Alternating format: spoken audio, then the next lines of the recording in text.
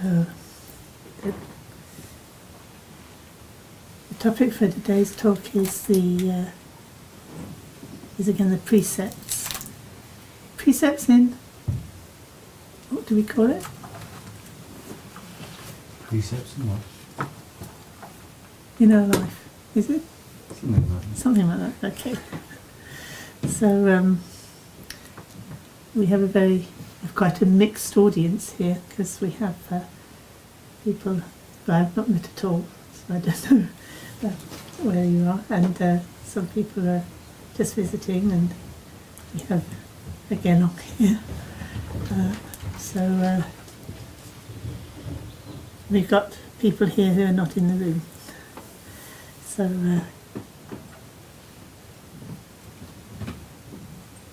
the reason I'm talking about precepts is because we're doing an online course on the precepts, and I told the students who were doing that course that if they gave me questions I would answer them. So since the questions are of general interest at whatever level of one's practice, I thought I would combine this talk this afternoon with a talk about answering their questions. I was thinking about the precepts and thinking about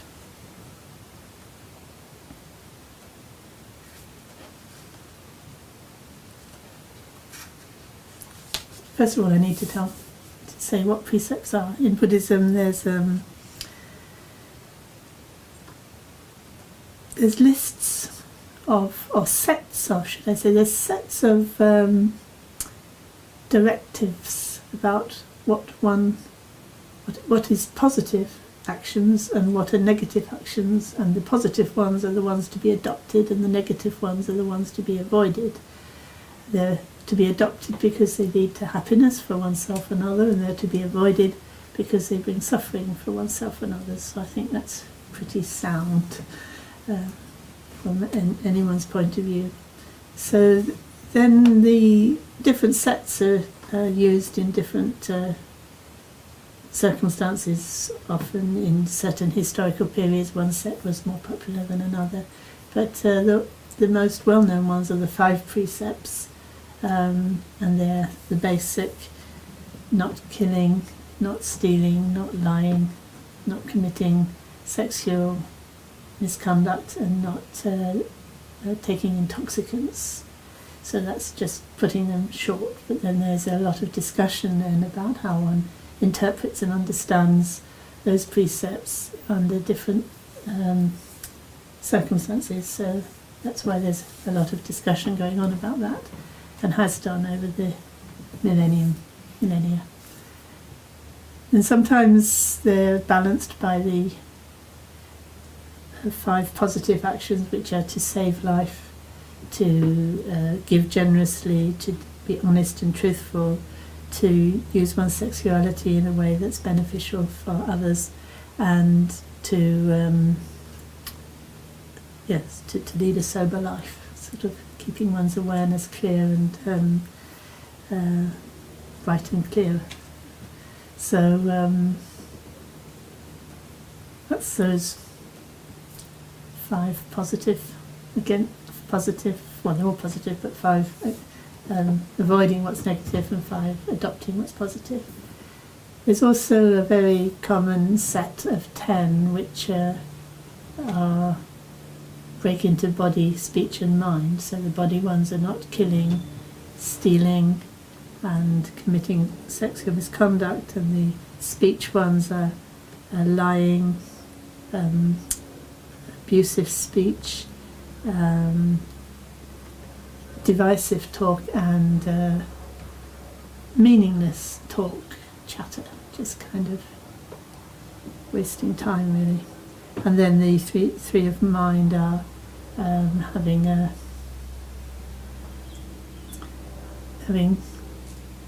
avoiding ill will and covetousness in general. It's called nabsem, which always amuses me because it's like you want to nab things, whether they belong to others or not. And then And then harbouring,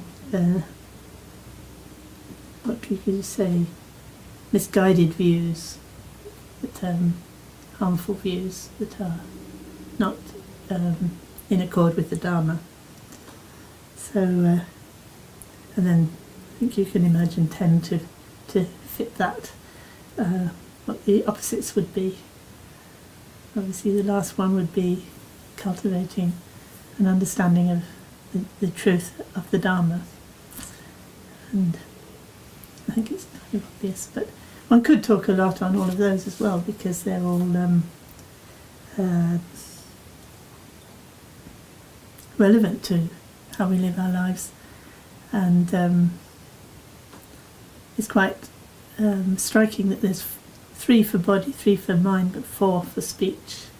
That a lot of our negative karma arises from the way we use our speech, the way we communicate with others, or don't, or whatever. So it's a very, again, something that I find is a very, very interesting and important topic, really, is how to communicate in a way that's beneficial to oneself and to others. And I think it's worth us putting a lot of time and energy into working with that as a sangha, or as a community, or in any community really, because that of course then has an effect on what you do physically with your body and what you're doing mentally with your mind, and the 3 are working together. So speech is the part that perhaps is where the most change can come about, really, or through the speech. The speech has a very important part in changing the way we think, changing the way we behave,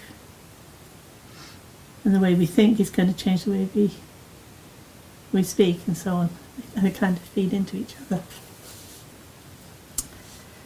Well, we haven't come to the speech one yet. At the moment we're dealing with questions about the first precept about killing, which already can get quite complex. First of all, it sounds obvious. Peace-loving people don't kill, and the Buddha was a peace-loving. Peace was what the Buddha stood for. So it's a peaceful religion. One doesn't have wars in the name of Buddhism, one would hope.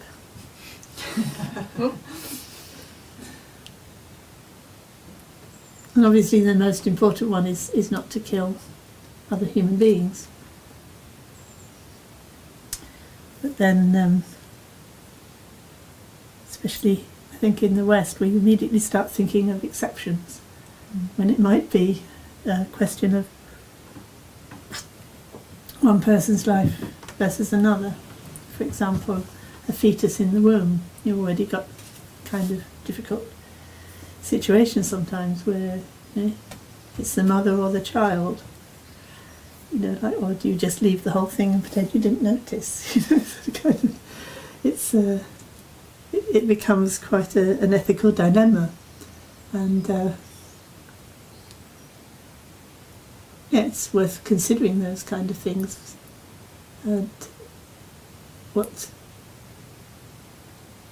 one would do in those circumstances, and what one would be thinking as one did it.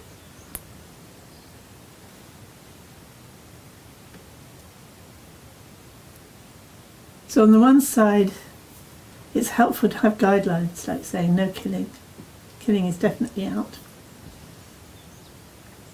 And then there's situations in which it's really not obvious what's the right thing to do, because by killing one creature, you might be saving many others, or you might think you are. And then how do you think about it? The act of killing that's gone on. How do you manage as a Buddhist? How do you square that with being a Buddhist who's wanting to follow the precept on not killing?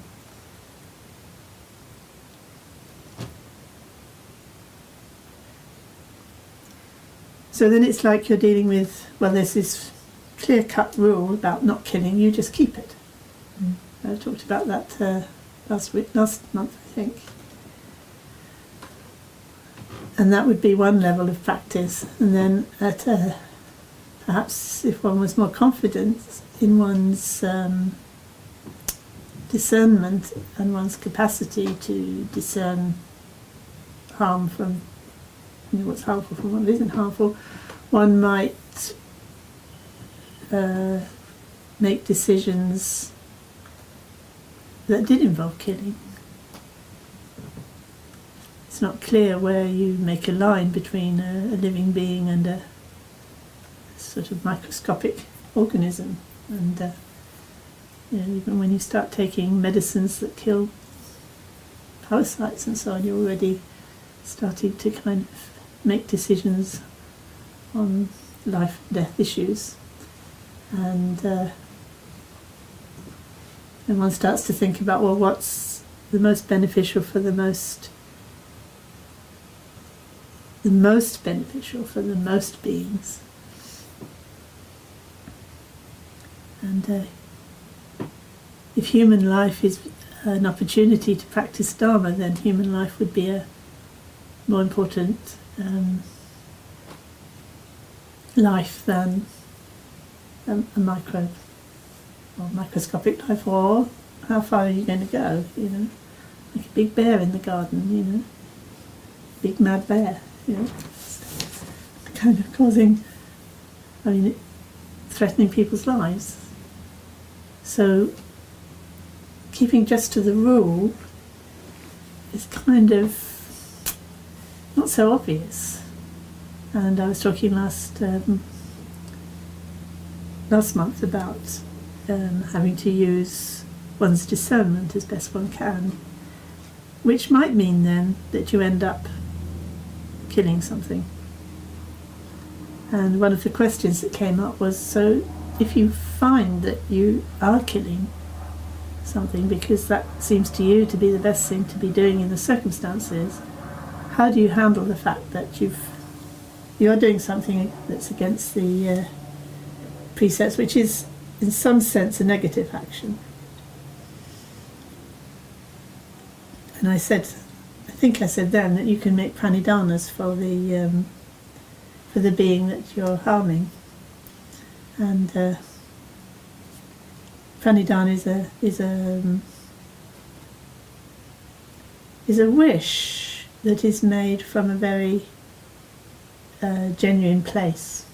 So the greater your wisdom, the purer your conduct, the more genuine and honest person you are, the more powerful your wish will be. And you can formulate your wish, and you can formulate it according to the way the bodhisattvas in the past have, or present for that matter, the way bodhisattvas who are more realised than we are, the way they make their pranidhanas. And there are various recitations that you can do that accord with the wishes of the great bodhisattva enlightened beings, and by making that wish at that time when you're doing something which is very harmful to another being, you can make a strong connection that will actually benefit that being. So you could make up your own pranidhana, like one that I often make is that having made this connection with this being in this at this time an unfortunate way, may it in the future benefit that being and benefit myself, so that in all our future connections with each other it is a very strong connection and conducive to enlightenment for both of us, so that we make a strong Dharma connection. I think like that. May we have strong Dharma connection in the future that will bring ourselves and all beings to enlightenment, so that our connections will always be positive in future lives. the Buddha, in some of the Jataka tales, the Buddha makes prayers for the beings who harm him, that in future lives they will be his first disciples, for example. I remember Kala Rinpoche saying that when he saw all us Westerners coming in the late 60s and early 70s, and we were arriving at his doorstep, and he said, well, when I was a child I used to always pray for the little insects that I came across in my life, and I used to pray that they would become my disciples in the future lives. So maybe you're all those little insects. It's very much his sense of humour. So that's the kind of pranidhana you can make, or you can use a mantra, because a mantra is like the heart, or the heart or mind or speech of an awakened being, and so you're linking that being to that bodhisattva by making this prayer, by just saying the mantra, just saying the name of the bodhisattva, and then you can make a wish at the same time that this be beneficial for both that being and yourself, and help purify the karma that you're making. So a mantra that is very commonly used is the Avalokiteshvara's mantra, Om Mani Padme Hum. So you might already be familiar with that mantra. But it could be the mantra, it can be any mantra. Any mantra. We do Guru Rinpoche mantra here a lot, so you could use that. Om Ahong Vajraguru Padmasiddhi Hum. Or you can use the Heart Sutra mantra, Om Gati Gati Paragati Parasamgati Bodhi Svaha. That's connected more to the sutra, but it's the words of Avalokiteshvara in the sutra, so connects to Avalokiteshvara again. So that's what you can do. That's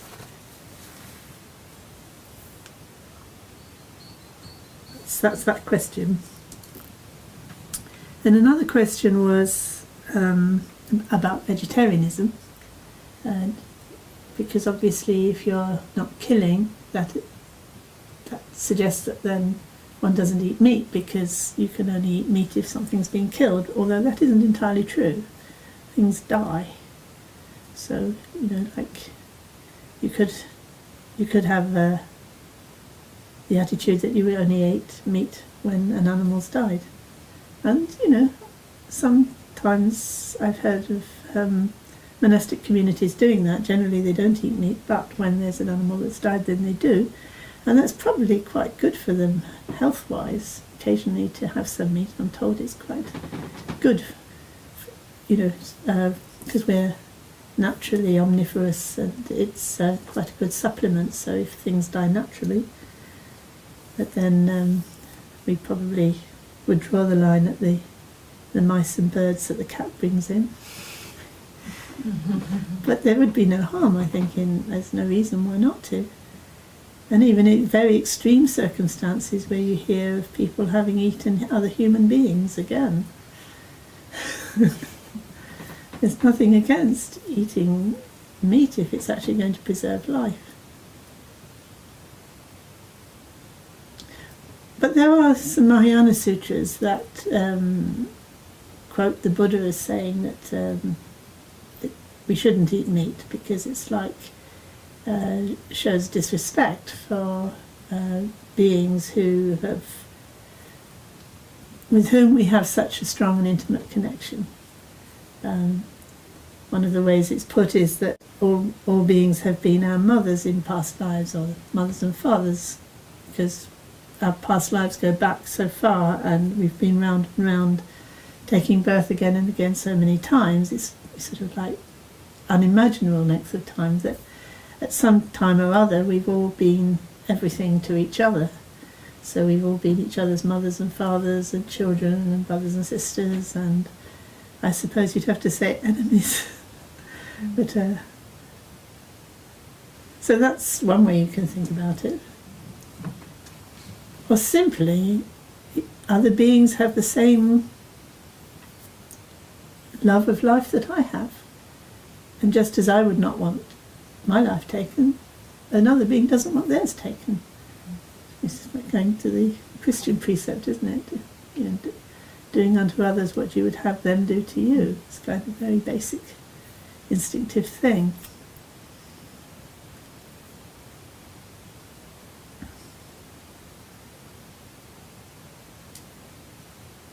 But eating is a different thing.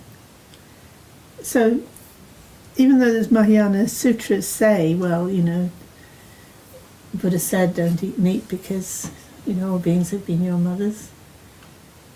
Not all Buddhists take that view, so it's really up to us to interpret that as we want to. Generally speaking, these days, Western Buddhists think in terms of, well, if there's a market for meat, animals will get killed, therefore I'm not going to eat meat, so that there isn't a market. I'm not contributing to that. And I think that way. But then other teachers have said things like, well, the further you are from the actual killing, then the less it is like killing. So that if someone's just killed something and then you take the meat, it's like very much associated with the act of killing. Whereas if you've just gone to the supermarket and bought a bit of sausage, well, it's kind of not very much associated with killing. I don't think Westerners would find that very convincing argument. I can see where he's coming from, but because yes, most Tibetans in Tibet were used to living on a meat diet, but I notice that there are some very eminent lamas now, like Chatur Rinpoche, very eminent yogin lama who preaches against eating meat, and so does the 17th Karmapa. So the way thinking is changing. But so that's all I'm going to say on that. Then the next question was an interesting one. It brings up a number of points. Last time I was speaking on the precepts, I was, says here, mentioned that we cannot ultimately rely on rules, and that wisdom must be used to navigate these situations that life presents us. This seems the way to go, and the only way that is sustainable and able to account for subtlety. However, I wanted to ask if setting firm resolves for set periods of time, according to our capacity, where we are more precise or by the book in any way increases the power of our word or intention, which would seem a beneficial result for budding bodhisattvas. By power of word or intention, I just mean that the things we intend to do or things that we say tend to manifest in our lives more frequently. I've noticed this sometimes in my life when I've kept strict discipline or shila for periods of time, and the difference in the events of my life was noticeable. But I don't think it was tied to the intention or resolve alone, but that carrying out the resolve fastidiously created more congruence between my word and my life, and this congruence fed back into future intentions. To me, it seems as though this ties in with punya, which is usually translated as merit. I'm sure the workings of this are all mysterious, so I don't expect a straightforward answer from Lama Shenben, and if it's off topic, then disregard it. But I was curious if what I'm trying to describe here is discussed within the tradition, or if anyone else has noticed similar relationships. I hope so, and I'm not just odd. I don't really have a Buddhist framework or terms for understanding and talking about this.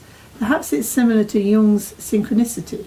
There's a sense of magic about it, and I've wondered if that is what Chogyam Khenpo Rinpoche was referring to in some of his works, where he mentions that the magical nature of things, realizing it goes much deeper than what I've described here.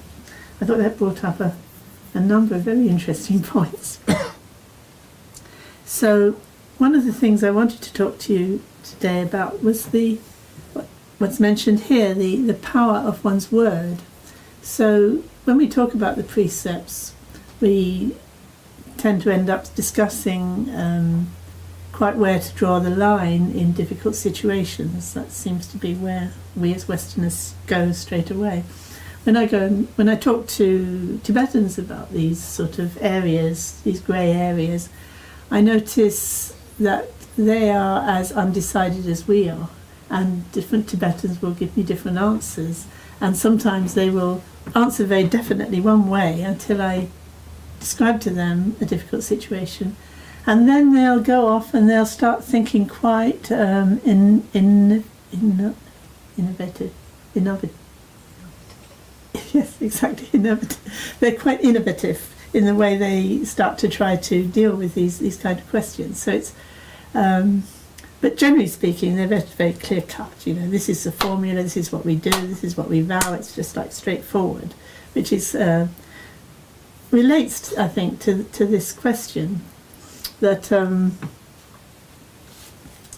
the actual taking of the vow itself has a power, and it affects the universe. And there's many stories in the scriptures, not only in the Buddhist scriptures, about the world being affected by the way people were living, keeping to strict rules of conduct.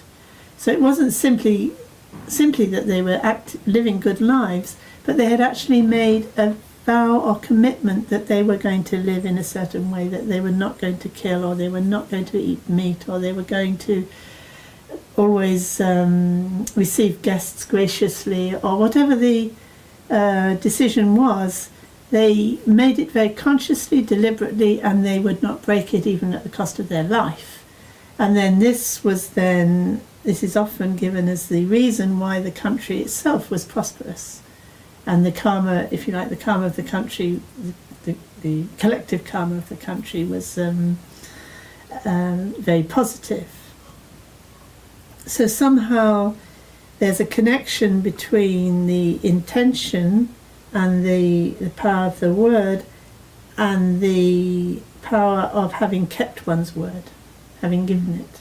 And there's folk stories worldwide, isn't there, that on this theme of having made a very strong, given one's word in a very strong way, and then having fulfilled that, and then that having a tremendous effect, bringing well-being and peace or whatever to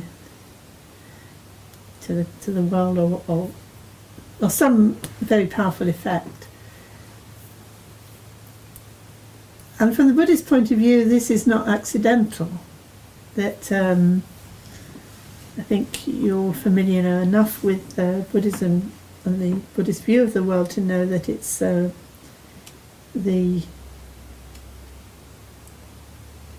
cosmos, if you like, is based on power of intention, and the result of that intention in acts of body, speech and mind, and then the results of those actions of body, speech and mind, which then ripen for us. It's called karma, the karma meaning action. So the intention behind the action, the actual action, and how that action, if you like, shapes your world in the future. So I think most Westerners find that quite straightforward to understand, that their actions, their intentions inform their actions, and their actions produce results in the immediate world around them. That if I am kindly disposed towards people and I speak in a nice, gentle way, then I'm likely to find I have lots of friends. I mean, that kind of sort of seems straightforward as a mechanism. But then when saying something to somebody in an abusive way doesn't have a particular effect at the time, but in a future life, I end up being born in a country where, a barren and a desolate country, and I find myself treated badly by everybody. It's not so easy to understand, well, how did that effect come from something that I did in this world? Because this world will have gone by then. Whatever world that is, it's a different world, and we can't imagine how what I did now could actually affect me in a future life, in a different world, with different people, or the same people, but not the same as they are now. So there's some kind of something that's not quite obvious to us because of our particular worldview. So if we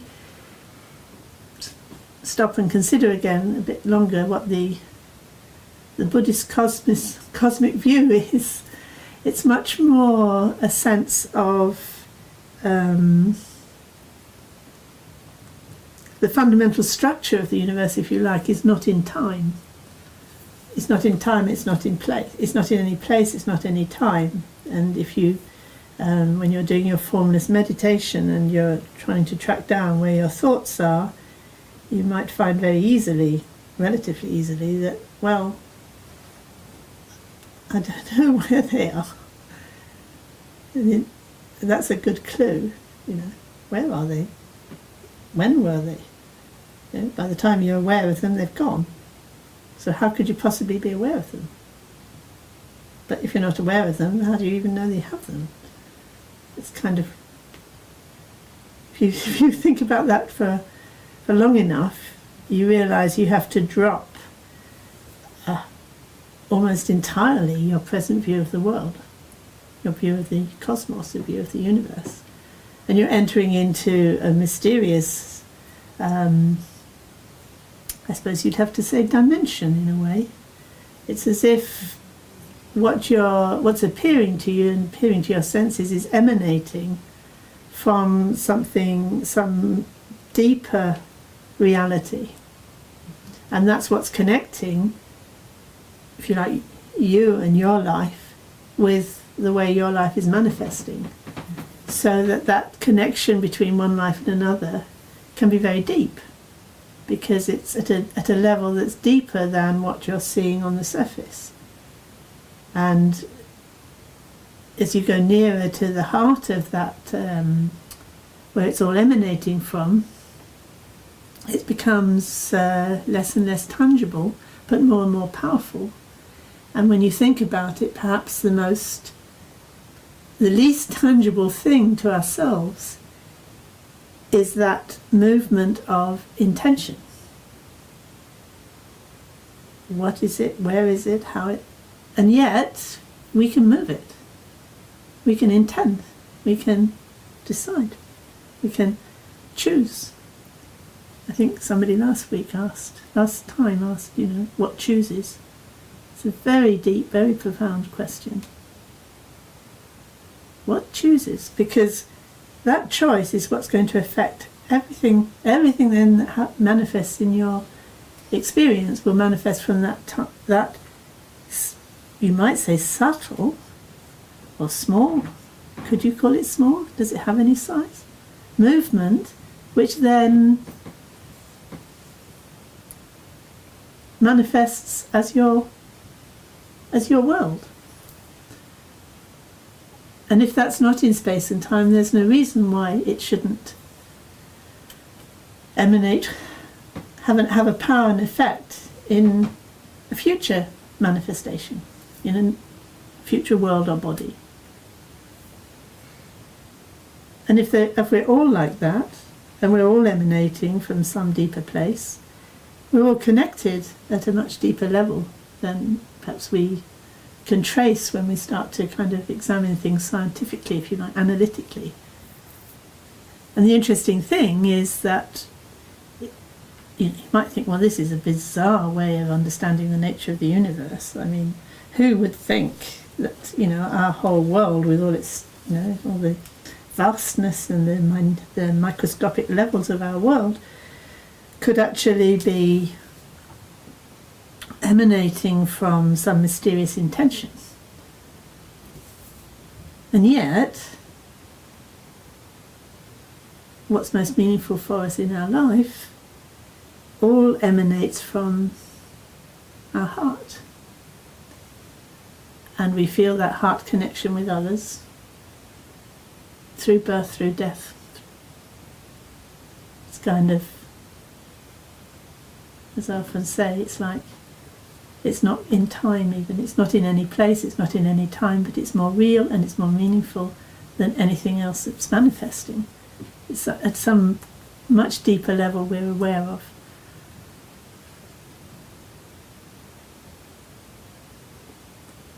And this is what gives our word power.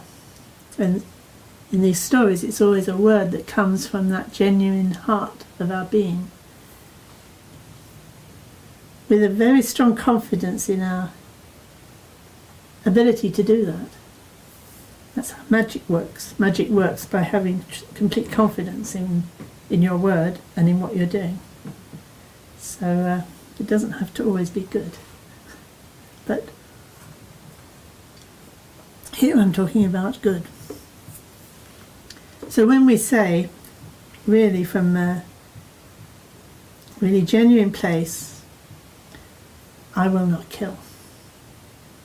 And I say this in front of all the Buddhas and Bodhisattvas. I say it in front of the Sangha. I say it in front of all those who uphold the truth. I say I will not kill. And you say it with complete conviction that you can do it. And that produces a result.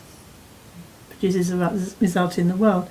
So strong that, and this I noticed with Tibetans, that they feel that that has so much power in itself that even if you don't always keep it, that can be purified.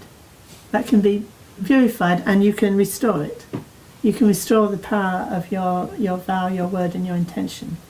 If it's a sincere regret, you can restore it. So it's better to have that vow, have made that vow, and sometimes to break it and purify it than to not have made it in the first place. Which is quite a new way of thinking, I think, for us in the West. We would tend to think, I won't make that vow because I don't think I'm going to be able to keep it always. Whereas I find with my friends and colleagues, Tibetans, they tend to feel the other way. I'll take it and I'll risk that I won't keep it all the time, but then I will purify it. I really completely intend to always restore it. It's an interesting, different way of thinking, isn't it? So I worry a bit about it sometimes because I feel that in the West we do understand the importance of our word. I mean, we may not be good at it, but at least we understand it's important. And we're not always so convinced that we can purify what we've done that's wrong. So we don't want to undermine at least the bit that we've got, which is the power of the word, by thinking, well, it doesn't matter if I break it, because we don't have that same confidence in the power of the power of confession, repentance, and restoration that comes through the power of the Buddhas. So, yeah, one has to be careful teaching in the West, I find. But still, I think this is a very important aspect of thinking about the precepts, is that it is a very important element in it is the giving one's word and keeping one's word. And in fact, often when the word for keeping precepts is in Sanskrit is shila and in Tibetan is sortem, and that's usually translated either as discipline or morality, or sometimes put together moral discipline or ethical behaviour or something like that, and missing out entirely this aspect of it, which is the making that verbal commitment, or making that strong intention, giving one's word. And in fact, when I told Rizin Shikpo this, he hadn't realised that, and he asked Khenpo Rinpoche about whether it was whether Suchim implied keeping your word. That's what it was about, keeping your word. And then he immediately gave a very profound answer, that for a greatly realised being, the power of their word didn't necessarily have to be expressed in words. So then Rizin Shikpo realised that actually the word, this word shila, or sutim in Tibetan, does imply a vow, or at least the essence of a vow, even if it's not actually a formal one, it's a formless one. But there is that element there, which sometimes I wonder whether it's one of the 6 paramitas: generosity, then shila, and then patience, concentration, energy or application, and concentration and wisdom. But this very important one called shila, whether it should be translated more like keeping your word, but obviously it's only keeping your word when you've made a word that's in that conforms to the Dharma. You don't want to have to keep your word when you find it doesn't conform to the Dharma. So it's an interesting aspect. And then this idea in this question is, so does it increase the power of our actions by having given our word? And the answer is, well, yes. And I might have told you before, when I was living in India in the Kala Rinpoche's monastery, I was vegetarian, and the monks used to love teasing me, when it was, and I didn't eat after midday either, but I did have a vow for that. But they used to tease me in various ways, like offering me food after midday. Do you want something to eat? Or waving it under my nose. They loved doing that. But then one day I went to get some. I wasn't feeling very well, and I was in the kitchen, and they were serving up. The cook poured me. He said, "Would you like some soup?" And he poured me some soup. And then I said, "Oh, thank you," and I had it in my hands. And then he said, "It's bone soup." Ha ha ha! Big joke. Because I couldn't eat it. And I said, "Oh no, I'll drink it anyway." And then he said, "What? But you don't eat meat." I said, "No." He said, "Well, that's meat." I said, "Yes, but I've decided to eat it." And he says, "But you've got a vow not to take meat." I said, "No, I don't." He said, "What? You don't eat meat and you haven't taken a vow? What a waste! Go and get one. Go and get a vow. Go and make a vow." Which is very interesting, isn't it? The idea that... and then he could rejoice in the fact that I'd taken a vow, because then that was actually creating this power of goodness that's not just supporting, giving me good karma, but it's actually supporting the whole place where I am. So, this cook definitely thought that he was going to get the benefit of my not eating meat as he merrily carried on. One of the charming things about Tibetans is they've really taken to heart the teaching of rejoicing in the good done by others. So whereas we tend to be rather competitive and think, well, if someone's doing a lot of practice, that means I should do more, and I can't do more, so that makes me feel bad, and I'd rather he didn't do so much, then I wouldn't feel so bad, which is very negative actually, and very only produces a negative effect. Whereas the Tibetans, when they see somebody doing something very good, I mean, obviously they're probably not perfect at this, but there's a big cultural tendency to say, well, that's fantastic, I rejoice in the good that you're doing, because by rejoicing in that way, they also make the same amount of good as you're making, because they're rejoicing in it. And you can feel it, can't you? You can feel it. If you see someone else doing something good, and you're thinking, well, that's fantastic, they're keeping a vow that I can't keep, or they're doing some practice that I can't do, and you're feeling really happy about what they're doing and the direction in which they're going, then you're going in the same direction, aren't you? You're being pulled by what they're doing in the direction of what they're doing. So it's tremendously positive. So I hope we can cultivate that here in the West as a general attitude, so that we're more inclined to exaggerate the good done by others than to try to minimise it and say, well, they're not as good as they look, which is very much our culture. In the media, it's all the time, isn't it? Good people. They're not as good as they look. They're not as good as they look, But this is a completely different attitude, thinking, well, they stand for something good, and that's wonderful. Kind of always looking up to in the right direction. So that's another aspect of how one can work with the precepts, in fact.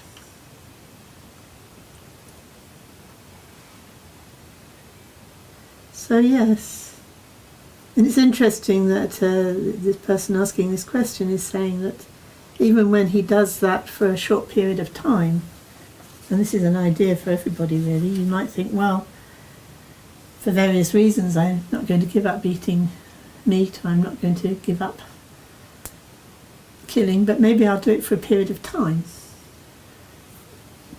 So I'll keep the precepts very perfectly and very strongly for, a month. It's a bit like Lent, isn't it? Giving up something for Lent. Or, make a New Year's resolution, I would do this for 1 year or something like that. But there is power in it, and so if there's a particular recitation that you find inspiring, or there's a particular mantra that you feel you would like to do, or you decide on doing your formless meditation that I'm going to do it every day for this length of time, you can make a very formal, or you come here and do a retreat, and you can say, I'm going to stay here in retreat for so many days, this is what my discipline will be. You can, as you begin the action, and it can be any action, I mean it could be a resolve to do good thing in your life that you can't always do, but you want to do, like visit some person who's sick or whatever it is. Make a very deliberate decision to do it, and to do it for a certain length of time, and then to keep to that, and then at the end dedicate that for the benefit of all beings. It's a very powerful way to live your life and to practice developing the power of your word. So there might be something that you do that's quite harmful that you want to give up, and you're not sure whether you could do it forever, but you could at least do it for a period of time, and that would be quite powerful. And it's interesting that this person is noticing that immediately he can notice some things happening in his life. And I must say, when I decided to go off to India, when I decided to renounce everything and just go off to India and to follow the instruction that Trungpa Rinpoche had given me to go to take teaching from Karmatindi Rinpoche, I noticed from that moment on so many strange coincidences. The people I met, the timing of when I met things, the way things came together. So I have to say, I've noticed it too. It's the kind of thing that Jung would call a synchronicity. Like incidents that are not normally, you can't see that they are connected, occur they sort of seem to follow a pattern of your life.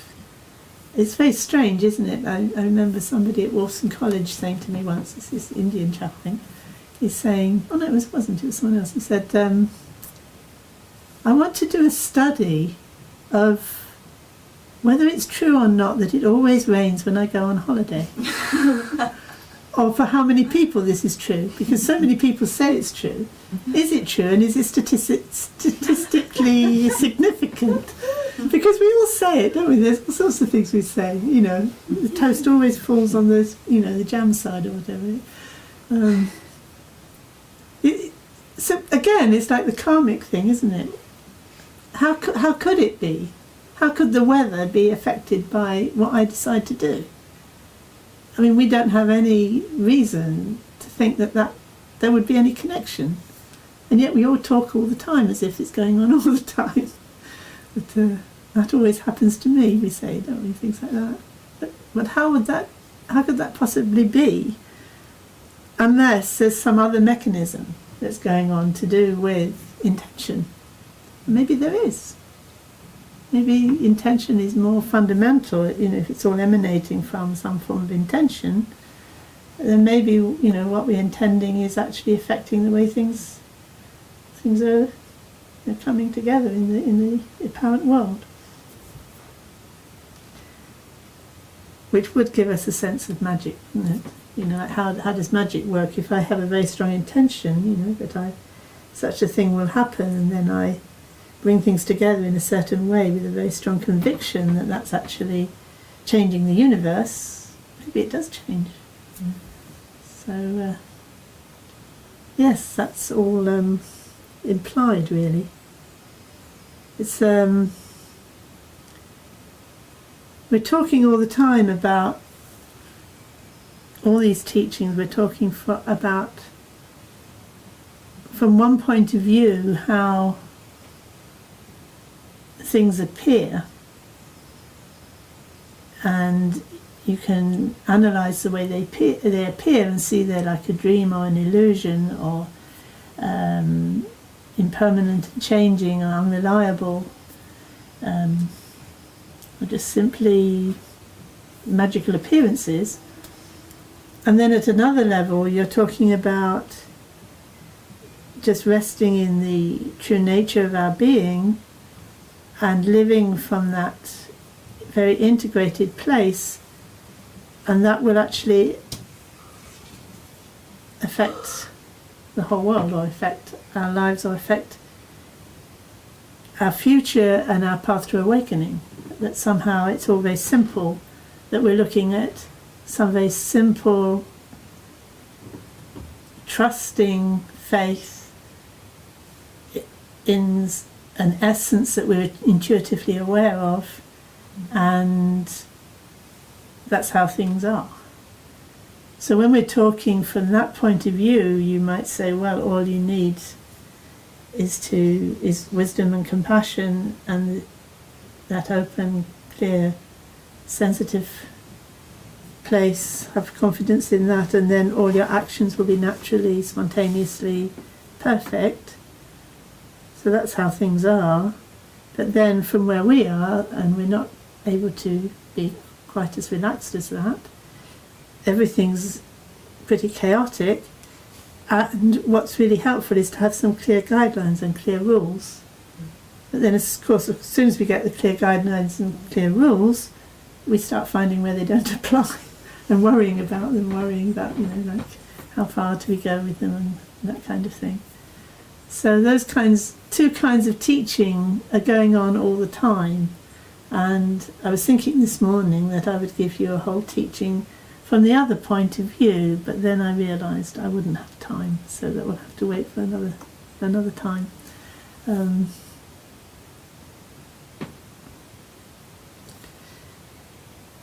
How's that for timing? So, I think I've covered all the questions. Has anyone got a question? There might be people at home who are still lagging a little bit behind because you're just finishing now. Right. It's worth giving them a couple of minutes if they are. And Caroline and David are with us. Oh, lovely. Hi there. Caroline and David. And everyone else. It's interesting, isn't it? They're all there. And we're all there in this point. Like, I always think it's amazing that this whole room, every detail of this room, is reaching me through this tiny little aperture in my eye. Every detail, it's amazing, isn't it?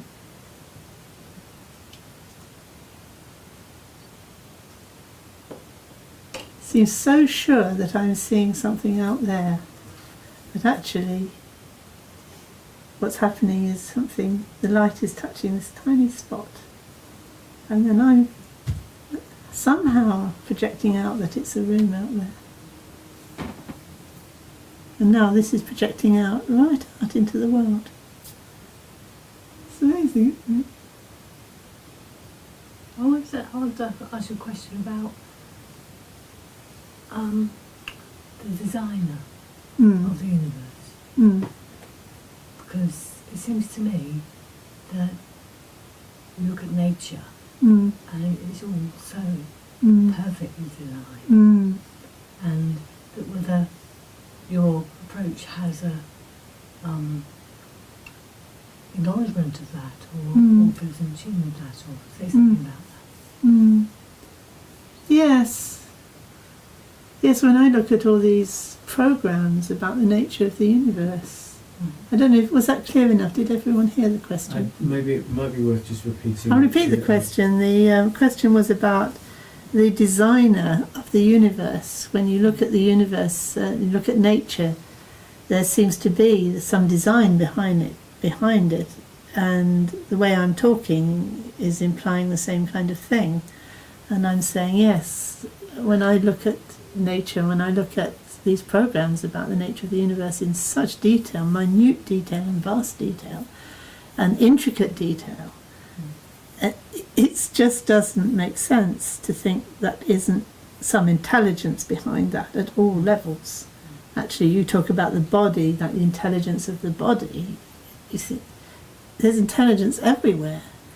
So I think to myself, that isn't that what we're saying in Buddhism, when we're saying that it's all emanating from the nature of, chitta, the mind or whatever? What is that other than intelligence? And when we try to ask ourselves, well, what is intelligence? The same as when we try to ask ourselves, what is life? Or love or anything like that. These are words for what, which is so fundamental you can't actually find another way of saying it other than just being another word, because it's something that we know before the words, and it's a kind of what I call a place marker, rather than the other person knows what sort of thing you're talking about, and they respond to that, but actually the word can't really in any way indicate what it is we're talking about.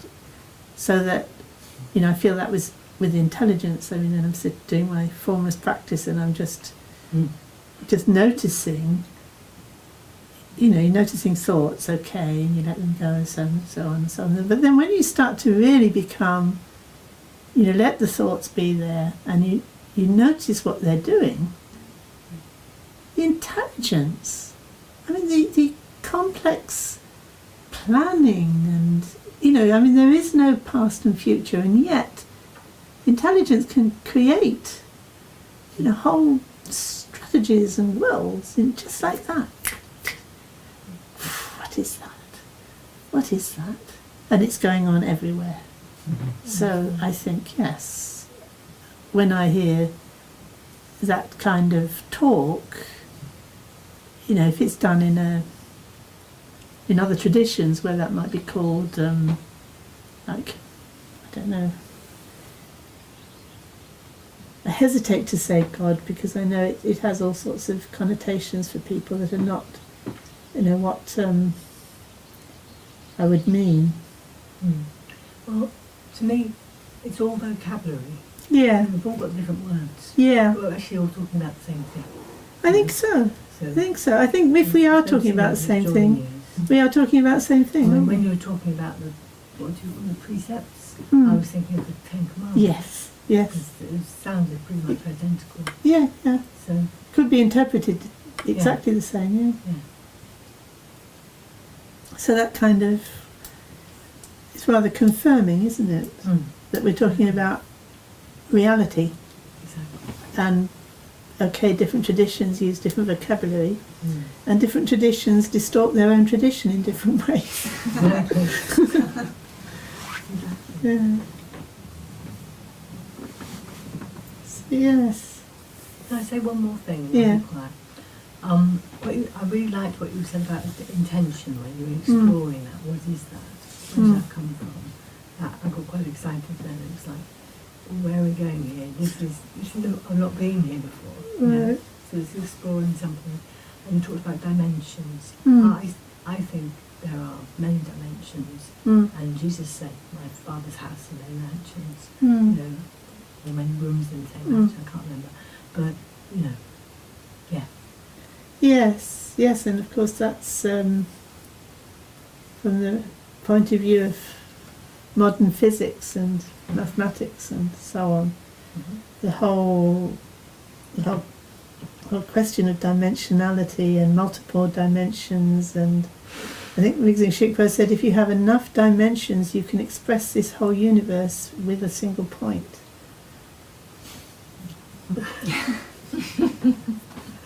So it can be looked at in many ways. Yes. Yes, and as you say, you look in the scriptures of other traditions and you find statements that just jump out at you.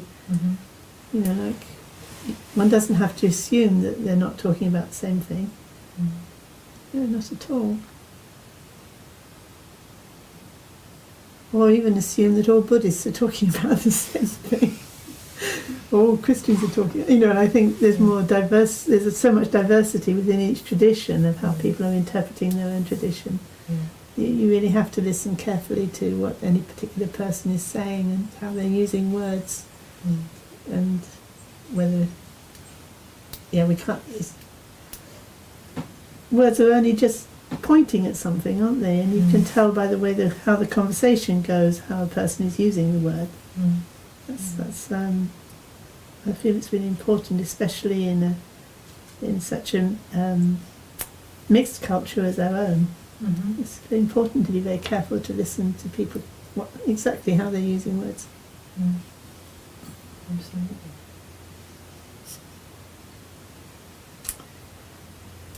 Is that it? They're all very quiet, are they? They're all very quiet online. Right. Okay. So you can close there. We dedicate this punya to the enlightenment of all sentient